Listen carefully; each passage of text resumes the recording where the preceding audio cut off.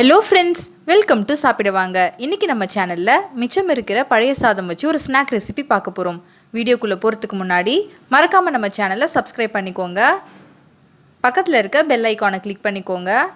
அதில் ஆல்ங்கிற ஆப்ஷனை செலக்ட் பண்ணிக்கோங்க. வாங்க வீடியோக்குள்ளே போகலாம்.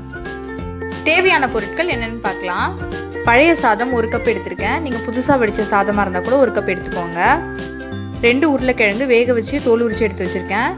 2 பெரிய வெங்காயம், பச்சை மிளகாய் பொடியாக நறுக்கி வச்சுருக்கேன். 1 கொத்து கருவேப்பிலை பொடியாக நறுக்கி வச்சுருக்கேன். பஜ்ஜி மாவு 2 டேபிள் ஸ்பூன், நீங்கள் கடலை மாவு கூட யூஸ் பண்ணிக்கலாம். இப்போது மசாலாஸ்லாம் என்னென்னு பார்க்கலாம். 1/2 ஸ்பூன் மிளகாய் தூள், 1/2 ஸ்பூன் மஞ்சள் தூள், 1/2 ஸ்பூன் சீரகத்தூள், 1/4 ஸ்பூன் கரம் மசாலா. இப்போது ஒரு பவுலில் எடுத்து வச்சுருக்க பழைய சாதத்தை சேர்த்துக்கலாம். பழைய சாதம் கொஞ்சம் ஹார்டாக இருக்கும். நீங்கள் சுடுதண்ணி ஊற்றி மறுபடியும் அதை வடித்து யூஸ் பண்ணிக்கலாம். இப்போது சாதத்தை மசிச்சு விட்டுக்கலாம். இந்த மாதிரி கை வச்சு நல்லா மசிச்சு விட்டுக்கோங்க. பாருங்க, சாதம் நல்லா மசிஞ்சிருச்சு. இந்த அளவுக்கு நல்லா மசிஞ்சதுக்கு அப்புறமா மற்ற பொருட்கள்லாம் சேர்த்துடலாம். வேக வச்சு எடுத்து வச்சிருந்த உருளைக்கிழங்க இந்த மாதிரி துருவி சேர்த்துக்கலாம். உங்ககிட்ட பொட்டேட்டோ மேஷர் இருந்துச்சுன்னா சின்ன சின்ன துண்டுகளாக உருளைக்கிழங்க கட் பண்ணி போட்டு அதை வச்சு நல்லா மேஷ் பண்ணிக்கோங்க.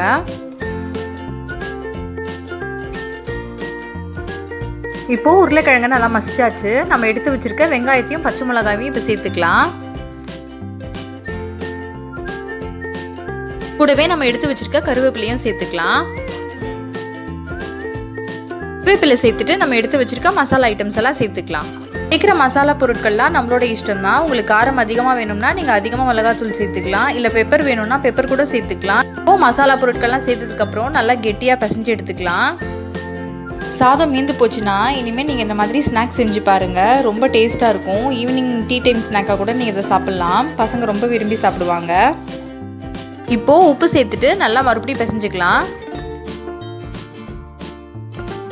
நல்லா இந்த அளவுக்கு கெட்டியாக பிசைஞ்சதுக்கு அப்புறமா நம்ம எடுத்து வச்சுருக்க பஜ்ஜி மாவு 2 டேபிள் ஸ்பூன் இப்போ ஆட் பண்ணிக்கலாம். பஜ்ஜி மாவுக்கு பதில் நீங்கள் சாதாரணமாக கடலை மாவு கூட யூஸ் பண்ணிக்கலாம். இப்போது பஜ்ஜி மாவு சேர்த்துட்டு நல்லா பிசைஞ்சு எடுத்துக்கலாம். இப்போது மாவு ரெடி ஆகிடுச்சு. நம்ம இதை பொரிச்சு எடுத்துடலாம். இப்போது அடுப்பில் ஒரு வானல் வச்சுருக்கேன். எண்ணெய் சூடானதுக்கு அப்புறமா நம்ம எடுத்து வச்சுருக்க மாவை இந்த மாதிரி சின்ன சின்ன பால்ஸாக உருட்டி நம்ம பொரிச்சு எடுத்துடலாம். மீடியம் ஃப்ளேமில் வச்சு பொரிச்சு எடுத்துக்கோங்க. அப்போ தான் எல்லா பால்ஸும் ஈவனாக வேகும்.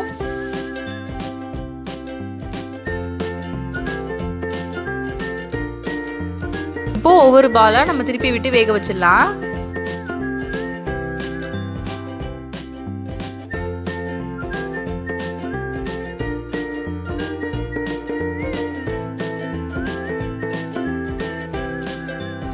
இப்போ பாருங்கள், எண்ணெயில் வந்த பபிள்ஸ் எல்லாம் அடங்கிடுச்சு. இப்போது பால்ஸ் எல்லாம் வெந்துருச்சுன்னு அர்த்தம். இப்போ அதை நம்ம வெளியே எடுத்துடலாம். எல்லா பால்ஸுமே நல்லா வெந்து சூப்பராக வந்திருக்கு. பாருங்கள், நல்லா கோல்டன் கலரில் மொறு மொறுன்னு சூப்பராக இருக்குது. இதே மாதிரி மீதி இருக்க மாவுலையும் நம்ம பால்ஸாக போட்டு பொரிச்சு எடுத்துடலாம். ஈவினிங் என்ன ஸ்நாக்ஸ் செய்யறதுன்னு கன்ஃபியூஸாக இருக்க டைமில் இதை நீங்கள் ஈஸியாக செஞ்சு முடிச்சிடலாம். 1 கப் சாதம் இருந்தால் போதும். எல்லாருமே விரும்பி சாப்பிடுவாங்க. கண்டிப்பாக இதை நீங்கள் வீட்டில் ட்ரை பண்ணி பாருங்கள். அவ்வளோதாங்க, நம்மளோட ஈவினிங் ஸ்நாக் ரொம்பவே சிம்பிளாக சூப்பராக ரெடி ஆயிடுச்சு.